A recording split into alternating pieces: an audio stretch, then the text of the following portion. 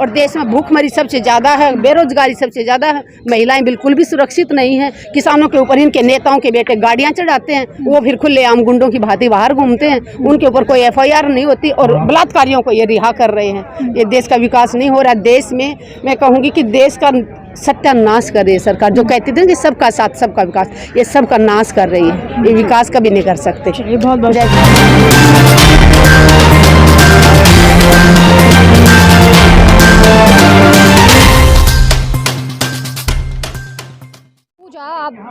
यहाँ पर आज जो फौजी भाइयों का यहाँ पर प्रदर्शन हो रहा है, उसी के चलते यहाँ पर जो है सभी लोग एकजुट हुए हैं। किस तरीके से वन रैंक वन पेंशन को भी सरकार ने किस तरीके से ख़त्म कर दिया है, पेंशन को ख़त्म कर दिया है, तो उसी पर जो है आज चर्चा करते हैं मैम से। मैम सबसे पहले अपना नाम बताइए। मेरा नाम सुदेश गोयत है, wife of major Ajmer Singh Goyat. जी मैम, यहाँ धरना प्रदर्शन आपने इससे पहले भी किया है, लेकिन आज भी आप लोग एकजुट हुए हैं, तो क्या कुछ समस्या आ रही है? क्या पेंशन्स नहीं मिल रही हैं उन लोगों को? ये धरना प्रदर्शन अभी नहीं किया हमने, 2015 से हमारा जारी है। आज 2700 दिन पूरे हो गए हैं और हमारा आंदोलन हमेशा चलता रहता है। पोल नंबर 8 पे, बंगला नंबर 5 के अपोजिट, और डेली हमारे सैनिक यहाँ पे आ रहे हैं। आज 2700 दिन हुए हैं, तो हमारे अलग अलग राज्यों के सैनिक भी यहाँ पे पहुँचे हैं। अपने बिहार से भी आए हैं, उत्तराखंड से आए हैं, पंजाब से आए हैं, कई राज्यों के सैनिक यहाँ पे पहुँचे हैं। बाकी दिल्ली वाले तो डेली आते हैं, 1 बजे से 3 बजे तक यहाँ पे बैठते हैं डेली।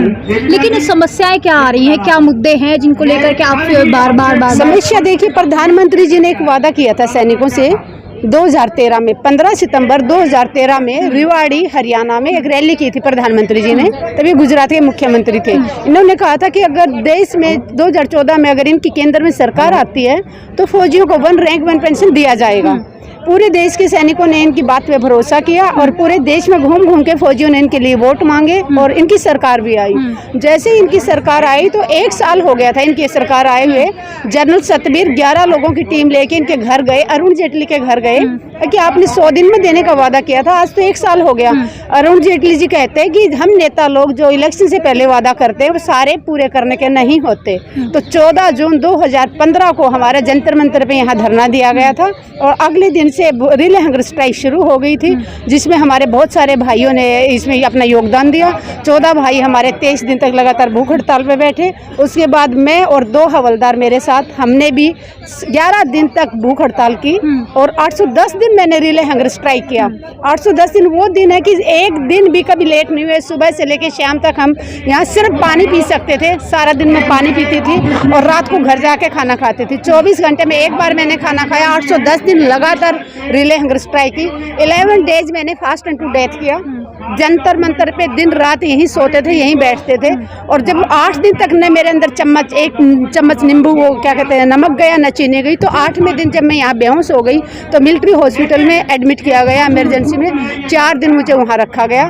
लास्ट में मेरी हालत को देखते हुए सभी ने मुझे मजबूर किया कि आप फास्ट एंड डेथ खत्म कर दो, तो मुझे 11वें दिन अपना वर्क तोड़ना पड़ा। बहुत बार दिल्ली पुलिस के डंडे खाए, आप सब ने देखा होगा। कभी मंदिर मार्ग थाने में घसीट के ले जाया गया हमें, कभी पार्लियामेंट थाने में, यहाँ तक कि मुझे बलात्कार की भी धमकी दी गई थी जो, और उसकी FIR दर्ज 14 महीने बाद दर्ज की गई थी मेरी। और अभी 30 हज़ारी कोर्ट में वो केस चल रहा है।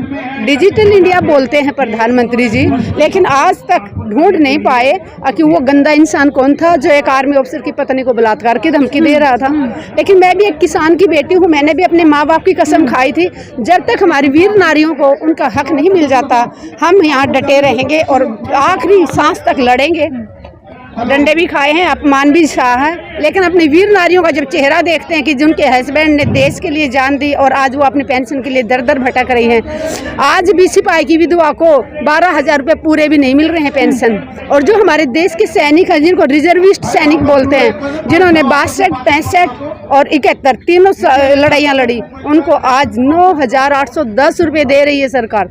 आप किसी भी रिजर्विस्ट के घर जाके, आप सबसे अपील करती हूँ कि आप रिजर्विस्ट के घर जाइए, मैं नंबर दूंगी, आप उनका इंटरव्यू लिखिए और डालिए कि उन्होंने कितनी तकलीफों में, कैसे उन्होंने पीटी शूज पहन के लड़ाइयाँ लड़ी थी 1962 की, कैसे चने गुड़ खा खा के वो काम चलाते थे। और आज सरकार क्या दे रही है उनको? सिर्फ 9,810 रुपये। कितनी शर्म की बात है। विश्व गुरु बनाने की बात करते हैं, लेकिन जो देश के बहादुर हैं, जिन्होंने 3 लड़ाइयाँ लड़ी हैं, उनको सम्मानित करना चाहिए। उनका उनकी कम से कम एक 15,000 रुपये तो उसको होनी चाहिए पेंशन। काम वाली बाई है ना, वो भी 10,000 से नीचे नहीं लगती। एक ड्राइवर रखोगे तो 15,000 से नीचे एक ड्राइवर नहीं मिलता। लेकिन देश के सैनिक, मैं राष्ट्रपति जी से खासकर अब मैं हमेशा 2015 से अपील कर रही हूँ, लेकिन मैं उम्मीद करती हूँ कि हमारी राष्ट्रपति एक महिला हैं।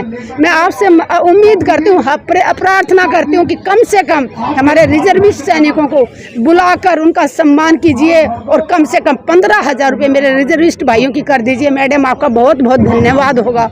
मातृशक्ति शायद मेरे भाइयों का दर्द समझे, मैं आपसे अपील करती हूँ। मैम, अभी आपने बताया कि जिस तरीके से आपको धमकी दी गई, एक अबला नारी, आप तो एक वीरांगना है जो वीर जो वतनों पे लड़ते हैं, और उसके लिए सरकार जो है लगातार दावे वादे करती है कि आपके सम्मान की आप बात करते हैं, तो सम्मान में आपके लिए एक अग्निपथ योजना ला दी गई है, वो कितना सही है? ये सैनिकों को सड़कों पे बिठाना ये सैनिकों का सम्मान है। हम महिलाओं को ऐसे कॉलर पकड़ के घसीटा गया। एक महिला को 15 पुलिस वाली घसीट रही थी। हमारे जनरल की, सतवीर जनरल की पगड़ी को ऐसे घसीट रहे पुलिस वाले। विंग कमांडर नेब, जिन्होंने 2 वीर चक्र प्राप्त किए हैं, जिन्होंने 1965 में रिकेतर में 2 जहाज पाकिस्तान के गिराए, उसको पुलिस धक्के मार रही है। ये सम्मान है। प्रधानमंत्री जी कहते हैं ना, वो सिर्फ और सिर्फ भाषण में होता है। मैं कहना चाहती हूँ प्रधानमंत्री जी, 8 साल में आप भाषण दे के नहीं छिके क्या? भाषण दे दे के आपका मन नहीं भरा? प्रधानमंत्री जी 2 ही काम करते हैं, एक तो भाषण देना, दूसरा फोटो खिंचवाना। ये दोनों काम पूरे हो गए हों तो प्रधानमंत्री जी देश की हालात पे बात कीजिए। देश में देखिए कि कितनी भूखमरी है। विश्व गुरु बनाने की बात करते हैं मोदी जी, देश भूखमरी में नंबर 1 पे जा रहा है। महिलाओं की भी बात करते हैं, बेरोजगारी में नंबर 1 पे जा रहा है। महिलाओं का बलात्कार, सबसे ज्यादा बलात्कार बीजेपी में बैठे लोग करते हैं, और जो बलात्कारी है उनको ये सम्मान करते हैं। जैसे कहते हैं ना लोग कि कुछ पाप किए हैं तो गंगा जी नहा लो, तुम्हारे पाप धुल जाएंगे। मैम, संस्कारी है वो लोग। कितनी शर्म की बात है। वो बानो का, हमारे गुजरात वाली बहन का जो बलात्कारी थे, वो जब उनको छोड़ा गया, और एक दिन पहले प्रधानमंत्री जी बोल रहे हैं महिलाओं के सम्मान में बात कर रहे हैं, अगले ही दिन बलात्कारियों को रिहा किया जाता है, उनको माला पहनाई जाती है, लड्डू खिलाए जाते हैं। इससे क्या हमारा ये क्राइम जो हो रहे हैं वो सुधरेगा? इससे तो और उनका मनोबल बढ़ेगा।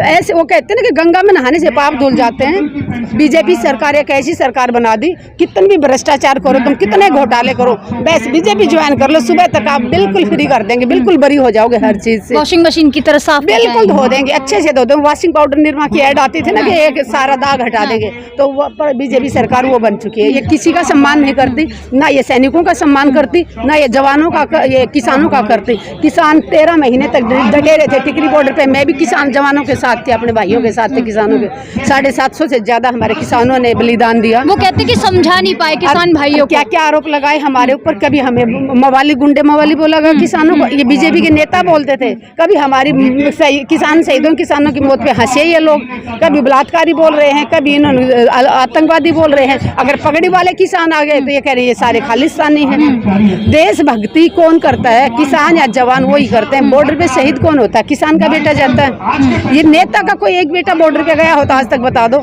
ये बड़े बड़े उद्योगपतियों के जो नेता सेवा करने के लिए होते, जो नेता होते थे वो देश की सेवा करने के लिए होते थे। लेकिन आज जो कुर्सी पे बैठे वो नेता नहीं है, वो सिर्फ व्यापारी हैं। और व्यापारी सिर्फ अपना फायदा सोचता है, फायदा और नुकसान ही सोचता है। जिस चीज में फायदा होगा उसके लिए उसको अपने बच्चों को भी बेचना पड़े, अपनी वाइफ को भी छोड़ना पड़े, अपने भाइयों को भी गोलियां चलानी पड़े, सब काम करने को ये तैयार है, बट इनकी कुर्सी बची रहे। देश की बात करते, देश हित की बात करते हैं। इसके लिए क्या क्या मैं प्रधानमंत्री जी से पूछना चाहती हूँ। प्रधानमंत्री जी एक तो बता दीजिए, 2014 में जितने प्रधानमंत्री जी ने वादे किए थे, आपकी कुर्सी पे रामलीला मैदान से किसानों से वादा किया था, पहली कलम से किसानों का कर्जा माफ करूंगा। आज तक किया कर्जा माफ? आमदनी दुगनी कर दी। वो बोला आमदनी दुगनी करूंगा, आमदनी दुगनी नहीं की, लागत दुगनी कर दी। आज किसान मर रहा है। पेट्रोल का भाव 100 से ऊपर है, डीजल का भाव, ना तो वो ट्रैक्टर चला सकता, ना इंजन चला सकता। खाद का भाव जो 50 केजी का कट्टा आता था वो 45 केजी का कर दिया। 5 केजी हमारी खाद भी काट ली किसानों की, और उसके रेट कितने हाई कर दिए। हर चीज में कटौती करते जा रहे हैं। ये देने वाले नहीं है। सेवा कर रहे हैं। कौन सी सेवा? देश को बर्बाद करके। यहाँ तक कि कहाँ तक गिरेगी ये सरकार? और तो और इन्होंने आर्मी को भी नहीं छोड़ा, आर्मी के अंदर भी राजनीति घुसा दी। सबसे पहले इन्होंने जब जनरल रावत को चीफ बनाया, 2 जनरलों को सुपरसीड करके जनरल रावत को बिठाया इन्होंने। जनरल रावत से वो काम कराए जो ये चाहते थे, चाहे वो अपने फार्म, पोल्ट्री फार्म बंद करवाए, कैंट के अंदर जो जमीन थी वो सारी जमीनें उन्होंने अपने आकाओं के नाम करवाई, जगह जगह कैंट में जो जमीन थी वो सारी छीन ली गई है। फौज के पास छोड़ा क्या है इन्होंने, और ऊपर से अभी ये हम मांग रहे थे कि 1 रैंक 1 पेंशन लागू करो, इन्होंने ला दिया अग्निवीर बना दिया। ये अग्निपथ योजना लेके आए हैं। अग्निपथ योजना का इनको पता आगे आने वाले भविष्य में क्या तकलीफ होने वाली है। सबको तो मिलेगा उसमें सबको मानती हूँ मैं, सबको मिलेगा, बहुत अच्छा है। क्या तकलीफ है? तकलीफ ये है जो रेगुलर भर्ती होती है वो बंद ना करे मोदी सरकार। अगर सच में देश का भला चाहते, जो रेगुलर फौज में भर्तियां हो रही थी, हर साल हमारे 60,000 के करीब हमारे जवान ऑफिसर रिटायर हो रहे हैं, तो उतने ही जा भी रहे थे। बट ये क्या कह रहे हैं, ये बोल रहे कि अगर 100 जवान लिए उनमें से 75 को ही रखेंगे, अब उसकी भी गारंटी नहीं है। तो धीरे धीरे करके हमारी फौजें कम होती जाएंगी। चाइना इतना बड़ा बॉर्डर लगता है, उधर पाकिस्तान का इतना बड़ा बॉर्डर लगता है, क्या हमारी थोड़ी सी मुट्ठी भर फौजें रह जाएंगी तो क्या हम उनका मुकाबला कर पाएंगे? क्या हमारा देश सुरक्षित रहेगा? अगर हमारी टेक्नोलॉजी से काम नहीं चलता भाई, टेक्नोलॉजी बनाओ लेकिन बॉर्डर पे संख्या भी तो होनी चाहिए। अगर हमारी भारतीय सेना मजबूत है, सक्षम है, तो उसमें आप उसको खत्म क्यों कर रही है? रेगुलर भर्तियां खत्म क्यों कर रही है?